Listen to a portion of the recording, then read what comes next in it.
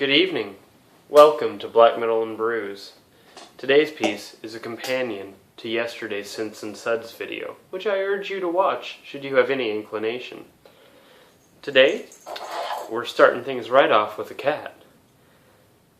We are going to be consuming the Habanero Sculpin IPA from Ballast as a companion to yesterday's piece in which we consumed the Grapefruit Sculpin IPA. Jareth is quite intrigued, and she wanted a front row seat to share in this joy with all of you. In addition, do you approve of the tape? Let's see if she likes it. No. Jareth, being deaf, has no real taste in music, though, so we're not going to go with her opinion. We're going to be listening to a tape that I can't even try to fucking pronounce. Tmärrdhë. And worship of the cult of human sacrifice. Worship the cult, not of the cult. Worship the cult of human sacrifice. This is really incredible lo-fi black death of the highest order, released by Tour de Garde. Fantastic label. Can't get enough. Anyway, let's pour the beer. Actually, beer's open. Time to put on the tape.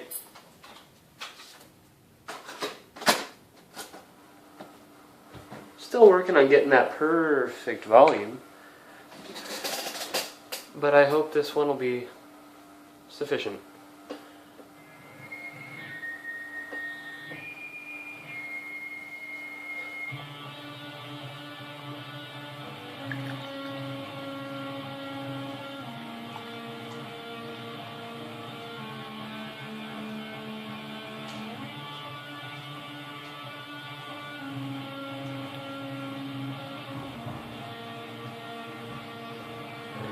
Let's give you guys a good look at that. So you can see a little bit of that hazy, almost like there's, I don't know, something suspended in it. So you got that kind of slow crawling hazy in a way. Cavernous black death. The vocals are super low. You got that just really monstrous, like howling in a big empty cave sort of vibe.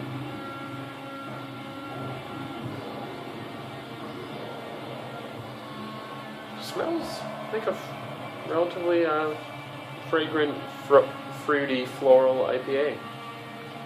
Let's see what horrors I'm in for. I did not do as I said last night and prepare myself with a thing of crackers or water or hummus or anything, because, you know, to quote a great man, fuck it, we'll do it live.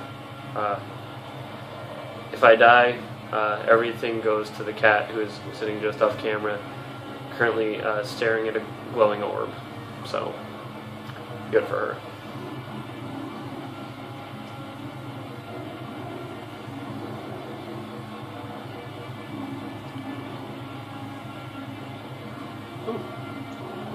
Well, tastes like an IPA, then there's almost this cinnamony feeling.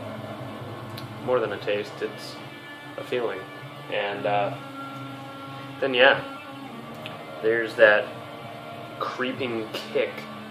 For the three of you who've been following since this was a blog spot instead of a .com and not a YouTube series, this, in terms of heat, perhaps mercifully, has nothing on the Ghostface Killer, but I've only had a little sip. Heat is the main thing here. If you're into that, which I am, this will probably be your thing.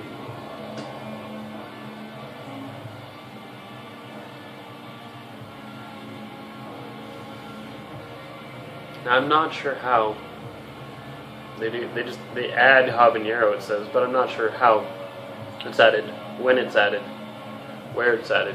It says heat may vary on the bottle.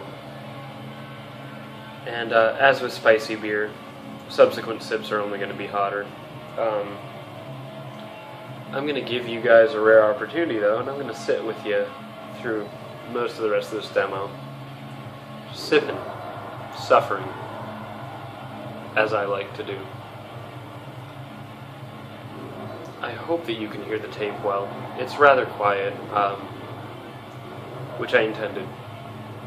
I did not want it to suffocate me to where I need to speak up, as I so often do.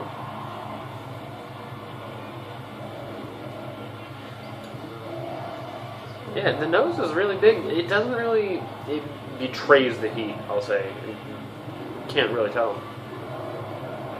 The head is really thin, and I'm wondering if perhaps it's just, you know, that the head diminished so quickly.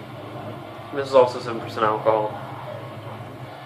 Can you even give IBUs to something that should be measured in Scoville? I don't know. This is pretty darn hot, though. It would be great for cooking.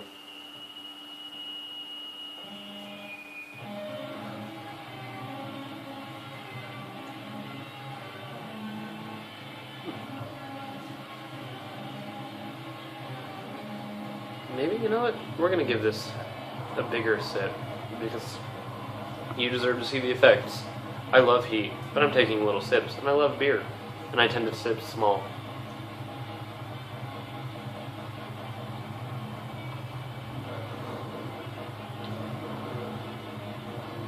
Okay. I feel it. I wonder if you can tell if I'm getting flushed. I feel like I am. Now, I'll admit, even though I love heat, I certainly don't have the tolerance of some folks.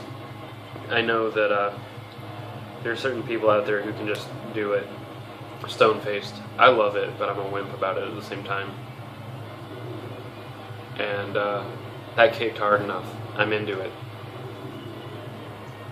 This tape, as you can hear, it's kind of funky, kind of weird. This kicks hard enough too. There's not a lot I really have to say about the tape, as I feel the music does speak for itself. I believe copies are still available, if not from the label. I feel like this is one of those that tends to circulate on Discogs to some degree. Although it shouldn't. I don't know why anybody would buy this and give it up. It's, I don't know. I think I heard of this through a related artist thing on YouTube or something, you know, when clicking through that eternal YouTube hole. And, I don't know. It came home to stay with me.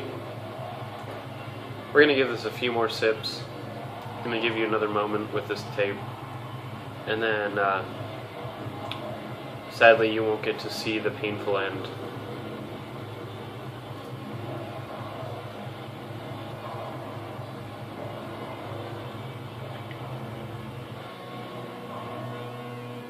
So, do you like spicy beer? I'm sure you've got a favorite, whether it's a local or just something you had once that was just really weird and just, you know, totally masochistic to consume. If you've got any recommendations, I'd love to hear them.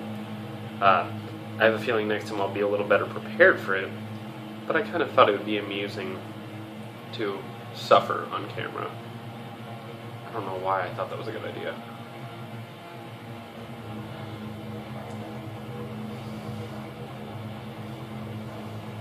I'll also say, the point of doing this to a beer should be to add something to it. I do feel that while I enjoy this beer is probably not something... It's hard to say it came from Scupin, for example. I feel like it could have been derived of anything. It feels like it's just pepper beer, which does tend to be the case with things like this. Would I have still bought this and tried it if it didn't have the Scupin name attached to it? Absolutely. Ballast point making something spicy is interesting to me. Does it have much subtlety, balance, nuance? No. If I were to get a 6-pack of one of the two beers, it would probably be the Grapefruit. This is a good beer to have with friends. I don't know, however, if people who are not into hot beer... Excuse me, see, I'm burping, wow. Will really get with this. That said, give it a shot if you've got a chance to. This is one of the more interesting spicy beers I've had, and I'm certainly happy to be enjoying it right now, and I am enjoying it. But buy a single if you can, and then really commit to the 6-pack if it suits you. Thanks for tuning in. Cheers.